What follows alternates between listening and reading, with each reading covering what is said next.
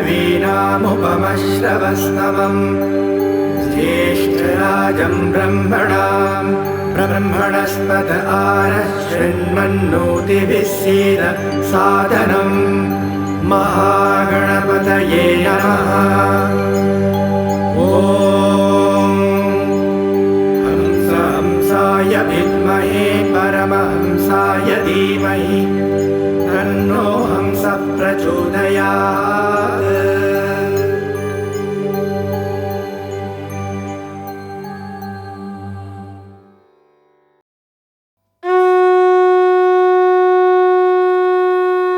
শতবর্ষে Ramakrishna mission Calcutta বিদ্যার্থী আশ্রম বেলঘড়িয়া।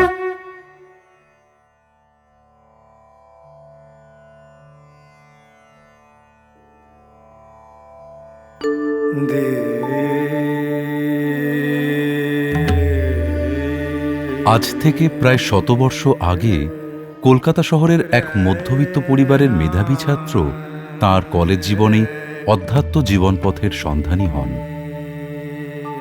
ভক্তি সাধনার মধ্য দিয়ে তিনি অধ্যাত্ম লোকে প্রবেশের চেষ্টা করেন। মনে তার জীবন ও জগৎ সম্পর্কে নানা প্রশ্ন। এই যুবকের নাম শ্রী সুরেন্দ্রনাথ মুখোপাধ্যায়। কালক্রমে তিনি ব্রহ্মচারী অনাদি চৈতন্য এবং সন্ন্যাস জীবনে স্বামী নির্বেদানন্দ। তিনি বর্তমান বেলঘড়িয়া রামকৃষ্ণ মিশন কলিকাতা বিদ্যার্থী আশ্রমের প্রাণপুরুষ। মনের মধ্যে জেগে ওঠা নানা আধ্যাত্মিক প্রশ্ন টুকরো কাগজে লিখে ঠাকুরের পটের পেছনে রেখে দিতেন, যেন ঈশ্বরকে পত্র দিচ্ছেন। ঈশ্বর নিশ্চয়ই এই পত্রের উত্তর দেবেন। হ্যাঁ, পত্রের উত্তর পরপর অলৌকিকভাবেই পেয়েছিলেন জিজ্ঞাসু সুরেন্দ্রনাথ।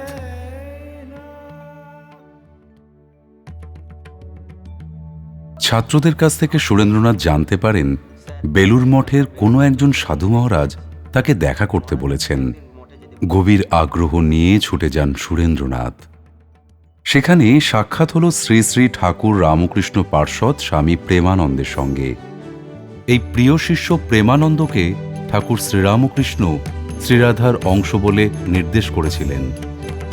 আশ্চর্য! এই স্বামী প্রেমানন্দ সুরেন্দ্রনাথকে দেখা মাত্র তার অতি নিকটজনের মতো কুশল জিজ্ঞাসা করেন। সুরেন্দ্রনাথকে বিস্ময়ে হতবাক করে তিনি গোপনে চিরকুটে লিখে রাখা প্রশ্নের ক্রম অনুসারে উত্তর দিতে থাকেন। সেই মুহূর্তে যুবক সুরেন্দ্রনাথ যেন ঠাকুর শ্রীরামকৃষ্ণ, শ্রীমা সারদা, স্বামী বিবেকানন্দের ভাবধারার মধ্যে অঙ্গীভূত হয়ে গেলেন। 1913 সালে বউবাজারে জেলিয়াপাড়া লেনে সুরেন্দ্রনাথ একটি মেসবাড়ি ভাড়া নেন।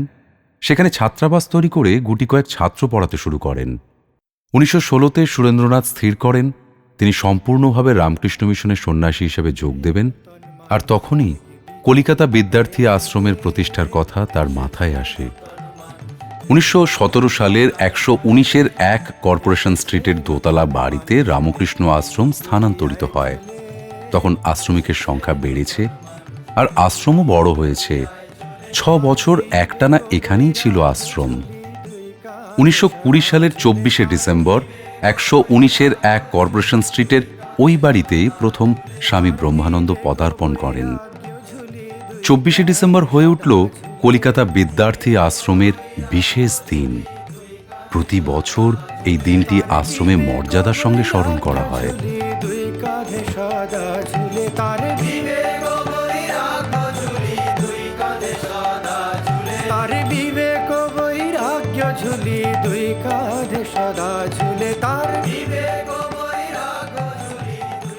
প্রথম দর্শনে স্বামী প্রেমানন্দ সুরেন্দ্রনাথকে বলেছিলেন, তোরা মাকে দেখেছিস, ঠাকুরের দেশে জন্মেছিস, তোরা তো মহাভাগ্যবান। দেখ, তোরা মাটি তৈরি করে নিয়ে আয়, আমরা তার উপর একটা ছাপ দিয়ে দেব। কি করে মাটি তৈরি করবি জানিস? সৎকর্ম, সৎ চিন্তা ও সৎসঙ্গ। এই নির্দেশ আর মাটি তৈরির কাজ সুরেন্দ্রনাথ সারা জীবন ধরে করেছেন। সুরেন্দ্রনাথ অর্থাৎ স্বামী নির্বেদানন্দের তৈরি মাটি থেকে জন্ম নিয়েছেন ঠাকুর শ্রীরামকৃষ্ণ, শ্রীমা সারদা, স্বামী বিবেকানন্দের ভাবানুগামী সংখ্যাতীত বিদ্যার্থী থেকে শুরু করে সর্বত্যাগী সন্ন্যাসী।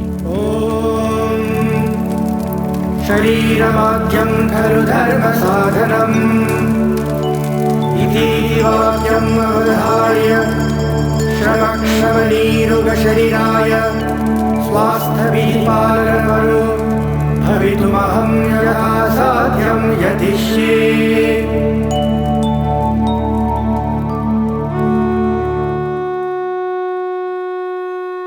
সুরেন্দ্রনাথের যোগসূত্র ধরে এই কলিকাতা বিদ্যার্থী আশ্রম ধন্য হয় শ্রীরামকৃষ্ণের ব্রহ্মবিদ পার্ষদদের পুণ্যাশীর্বাদে। স্বামী ব্রহ্মানন্দ, শিবানন্দ, তুরীয়ানন্দ, শারদানন্দ, অখণ্ডানন্দ ও বিজ্ঞানানন্দজির মতো অত্যুচ্চ লোকোত্তর মহাপুরুষদের প্রত্যক্ষ আশিসের পুণ্য কবচে আজও সবল ও সুরক্ষিত এই কলিকাতা বিদ্যার্থী আশ্রম। ঠাকুর শ্রীরামকৃষ্ণের স্নেহধন্য শিষ্য শ্রীমৎ স্বামী শারদানন্দজির ওপর স্বামী বিবেকানন্দ বেলুর রামকৃষ্ণ মঠ ও মিশনের সম্পাদকের দায়িত্ব অর্পণ করে যান। স্বামী শারদানন্দ স্বামী নির্বেদানন্দকে তাঁর আশ্রমকে বেলুর মঠের অন্তর্ভুক্ত করে নেবার প্রস্তাব দেন। বর্তমানে বেলুর মঠ ও রামকৃষ্ণ মিশনের একটি উল্লেখযোগ্য শাখা রামকৃষ্ণ মিশন কলিকাতা বিদ্যার্থী আশ্রম। স্বামী শিবানন্দ সুরেন্দ্রনাথের আশ্রমের নামকরণ করেন রামকৃষ্ণ মিশন কলিকাতা বিদ্যার্থী আশ্রম। আশ্রমের পরিধি ধীরে ধীরে বড় হতে থাকে। আশ্রমে যোগ দেন স্বামী বিশোকানন্দ এবং স্বামী সন্তোষানন্দ। স্বামী নির্বেদানন্দ তাঁর অনুগামীদের নিয়ে তাঁর আশ্রমে জ্ঞান, ভক্তি, কর্মের সমন্বয়ে আপন আদর্শে অবিচল থাকলেন। কিন্তু একসময় তিনিও ভাবলেন আশ্রমিকদের খাওয়া দাওয়া, পড়াশোনা বা শিক্ষার দিকগুলোর ব্যবস্থা তিনি ভালো করে করতে পারলেও তাদের আধ্যাত্মিক উন্নতির দিকগুলি কে দেখবে? এর উত্তর তিনি পেয়েছিলেন ঠাকুর শ্রী রামকৃষ্ণের পার্ষদ স্বামী তুরীয়ানন্দ মহারাজের কাছ থেকে। তিনি স্বামী নির্বেদানন্দকে আশ্বাস দিয়ে বলেন, আমি বলছি ঠাকুর স্বয়ং ওখানে থেকে ছেলেদের আধ্যাত্মিক কল্যাণ দেখবেন। এ কথায় আশ্বস্ত হলেন স্বামী নির্বেদানন্দ। 1954 সালে বর্তমান বিস্তীর্ণ সবুজ প্রাঙ্গণে আশ্রম স্থায়ীভাবে গড়ে উঠবার আগে বহুবার আশ্রমের ঠিকানার পরিবর্তন হয়। কখনো সামাজিক কারণ, কখনো রাজনৈতিক, কখনো বা অর্থনৈতিক কারণে আশ্রম ভাঙা গড়ার মধ্যে চলতে থাকে প্রায় 25 বছর ধরে। স্বাধীনতা সংগ্রাম, দেশভাগ, বিশ্বযুদ্ধ প্রভৃতি নানান ঘূর্ণিঝড়ের মধ্যে আশ্রম আদর্শে অবিচল থেকেছে। কিন্তু আশ্রমকে অস্তিত্ব টিকিয়ে রাখতে কঠিন সমস্যায় পড়তে হয়েছে বারবার। 1923 সালে আশ্রম স্থানান্তরিত হয়েছে 6 বাঁকা রায় স্ট্রিটে। এখানে এসেছেন বাংলার বহু স্মরণীয় মনীষী। এসেছেন নেতাজি সুভাষচন্দ্র বসু, শ্যামাপ্রসাদ মুখোপাধ্যায়, স্বামী নির্বেদানন্দের কলেজের সহপাঠী ডক্টর মেঘনাথ সাহা। এই বাড়ি থেকে 1923 সালে প্রকাশিত হয় মাসিক পত্রিকা যুগবাণী। 1926-এ যুগবাণীর নতুন নাম হল বিদ্যার্থী। 1932 সালে আশ্রমের ঠিকানা হয় গৌরীপুর, দমদমে। এরপর 1941 সালে দ্বিতীয় বিশ্বযুদ্ধের কারণে আশ্রম স্থানান্তরিত হয় হাসনাবাদ, টাকিতে। 1943 সালে আশ্রম চলে যায় 20 নম্বর হরিনাথ দে রোডে। এখানেই আশ্রম দীর্ঘ সময় ছিল, 1954 পর্যন্ত।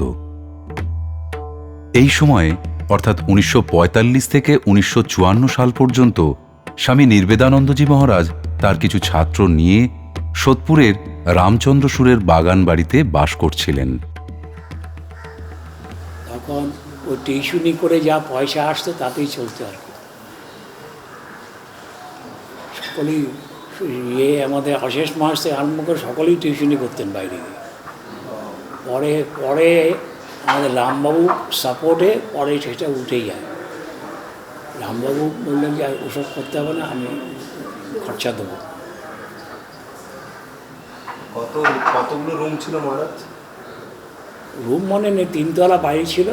1 তলাতে তো খাবার ঘর, রান্নাঘর এইসব, আর 2 তলা 3 তলা থাকা।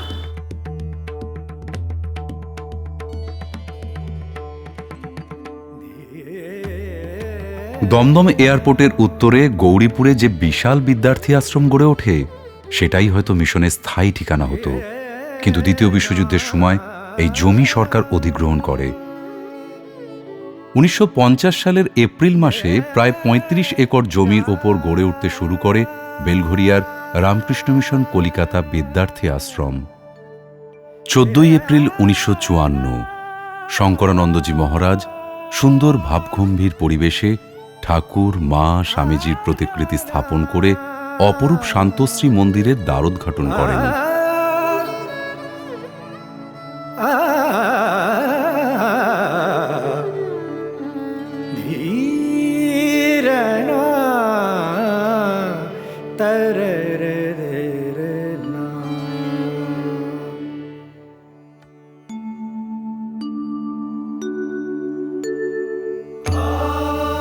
এই মন্দিরেই আশ্রমিকরা, ভক্তরা ঠাকুর, মা, স্বামীজির নিত্য আরাধনা ও প্রার্থনা করেন। ঠাকুর শ্রী শ্রী রামকৃষ্ণ, শ্রীমা শারদা ও স্বামী বিবেকানন্দের আশীর্বাদে, বহু শুভনোধ্যায়ীর সহযোগিতায়, আর্থিক আনুকূল্যে, কায়িক শ্রমে বিদ্যার্থী আশ্রমের সূচনা পর্বের স্বপ্ন ধীরে ধীরে বাস্তবায়িত হতে থাকে। 1957 সালে রামকৃষ্ণ মিশন শিল্পপীঠের ভিত্তিপ্রস্তর স্থাপন করা হয়। 1958 সালের 25শে জুলাই তৎকালীন রামকৃষ্ণ মঠ ও মিশনের সাধারণ সম্পাদক স্বামী মাধবানন্দজি শিল্পপীঠের দ্বারোদ্ঘাটন করেন। 13ই ডিসেম্বর 1959 অধ্যাপক হুমায়ুন কবির সরকারিভাবে শিল্পপীঠের উদ্বোধন করেন। বর্তমানে এটি সরকার অনুমোদিত polytechnic college. Civil, mechanical, electrical প্রভৃতি বিভিন্ন বিষয়ের উপর এখানে পাঠ্যক্রম অনুসারে পড়ানো হয়।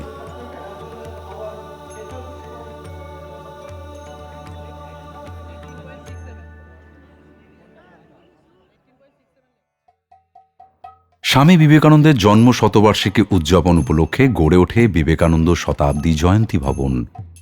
কেন্দ্রীয় সরকার ও পশ্চিমবঙ্গ সরকার উভয়ের অর্থানুকূল্যে গড়ে ওঠা এই ভবনটির মধ্যে রয়েছে একটি পাঠাগার এবং অ্যাসেম্বলি হল।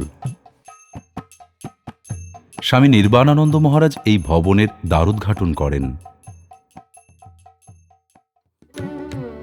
আশ্রম প্রতিষ্ঠার সূচনা পর্ব থেকেই স্বপ্নদর্শী পথিকৃতগণ আদর্শে অটল থেকে স্বাবলম্বী ও স্বনির্ভর হয়ে ওঠার জন্য প্রস্তুতি নিয়েছিলেন। প্রাচীন ব্রহ্মচর্যাশ্রমের অনুকৃতি রূপে আশ্রমের জমিতে ফসল উৎপাদন, পুকুরে মৎস্য পালন, গোশালায় গোপালন প্রভৃতির মতো প্রাচীন সশ্রম কুশলতার অভ্যাস আসলে আমাদের স্থূল জাগতিক লাভের থেকেও বহুগুণে দামি কিছু মূল্যবোধে সমৃদ্ধ করে তোলে। তাই আশ্রমের প্রারম্ভ থেকে আজ অবধি এভাবে সমাজে আশ্রম সেবা চলে আসছে। এতে স্বনির্ভরতার আত্মবিশ্বাস, কায়িক শ্রমের পরিতৃপ্তি ও কাঁধে কাঁধ মিলিয়ে সবার মঙ্গল কামনায় নিরহংকার সল্লাস শ্রমদানের দুর্লভ অভিজ্ঞতায় আমরা ঋদ্ধ হই, মানুষ হই। 1938 সালে বেলুর রামকৃষ্ণ মঠ ও মিশনে ঠাকুরের যে মন্দির নির্মিত হয়েছে তার নকশা তৈরি করেছিলেন শ্রী শ্রী ঠাকুরের শিষ্য স্বামী বিজ্ঞানানন্দজি। তিনি নিজে 108 ফিডার রোডের একটি বাড়িতে ছোটবেলায় থাকতেন। এই বাড়িটিতে মিশনের তত্ত্বাবধানে গড়ে ওঠে বিজ্ঞানানন্দ স্মৃতি ভবন। 1989 সালের 22শে ডিসেম্বর রামকৃষ্ণ মঠ মিশনের প্রেসিডেন্ট শ্রীমৎ স্বামী ভূতেশানন্দজি এই মন্দিরের দ্বারোদ্ঘাটন করেন। ঠাকুর শ্রী শ্রী রামকৃষ্ণের আদর্শ শিবজ্ঞানে জীবসেবাকে শিরোধার্য করে কলিকাতা বিদ্যার্থী আশ্রম সেবা ও ত্রাণকে একটি বিশেষ সাধনারূপে গ্রহণ করেছেন। যে কোনো বিপর্যয়ে সদা জাগ্রত কিশোর, যুবক, সেবাব্রতীগণ ত্রাণ সামগ্রী নিয়ে বিপন্ন মানুষের সেবায় নিজেদের প্রাণের ঝুঁকি নিয়েও আত্মনিয়োগ করে আসছে বহু বছর ধরে। সর্বসমক্ষে প্রতিদিনের ভয়ঙ্কর সামাজিক বিপর্যয়ের সুরাহকল্পেও প্রচার বিমুখ কলিকাতা বিদ্যার্থী আশ্রম বেনজির সেবার দৃষ্টান্ত স্থাপন করে চলেছেন। স্থানীয় চূড়ান্ত দরিদ্র শিশুদের সার্বিক উন্নতিকল্পে ব্যক্তিগত শ্রম, সময়, শিক্ষা ও বিদ্যাদানের মাধ্যমে নীরবে শিবজ্ঞানে জীবসেবা করে চলেছেন অনেক মহৎ প্রাণ। আশ্রমের প্রাণপুরুষ নির্বেদানন্দজির এই সামগ্রিক মহামানবোপম বিকশিত দেবত্বকে স্বীকৃতি দিয়ে তাই ব্রহ্মজ্ঞ শিবানন্দজি একবার বলেছিলেন, you have become one with us. Swami Nirvedananda মহারাজ বুঝেছিলেন মানসিক ও আধ্যাত্মিক উন্নতির জন্য প্রয়োজন সুস্থ সবল শরীর। তাই তিনি তাঁর ছাত্রদের চিত্ত সম্পদের বিকাশের সঙ্গে সঙ্গে খেলাধুলার প্রতিও বিশেষ নজর দিতেন। কলিকাতা বিদ্যার্থী আশ্রমের সবুজ উন্মুক্ত মাঠে প্রকৃতির মাঝে আশ্রমিকরা আনন্দের সঙ্গে খেলাধুলো করে শরীর ও মনের স্বাস্থ্য অটুট রাখার সুযোগ পায়। বর্তমানে আশ্রমে 110 জন আবাসিক ছাত্র আছেন। এই আশ্রমের এক অনন্য বৈশিষ্ট্য হল হিন্দু ও মুসলমান ধর্মীয় বিভেদের সমস্ত বাধা অতিক্রম করে এখানে উভয় সম্প্রদায়ের আবাসিকরা ভ্রাতৃবন্ধনে আবদ্ধ হয়ে আধ্যাত্মিক উন্নতির সাধনায় ব্রতী। And life in the students' home with Swami Nirvedanandaji, Asheshanandaji and Vishwakanandaji, well, are to be lived to know. It was all, there was full of rules, regulations, discipline, etc. But there is a different atmosphere created. You don't feel that you are doing duty while cutting grass or cutting vegetable or cooking. No, you don't feel. Or washing the kitchen. You don't feel. We all have to do everything ourselves. But as if it is a music, everything went on so well.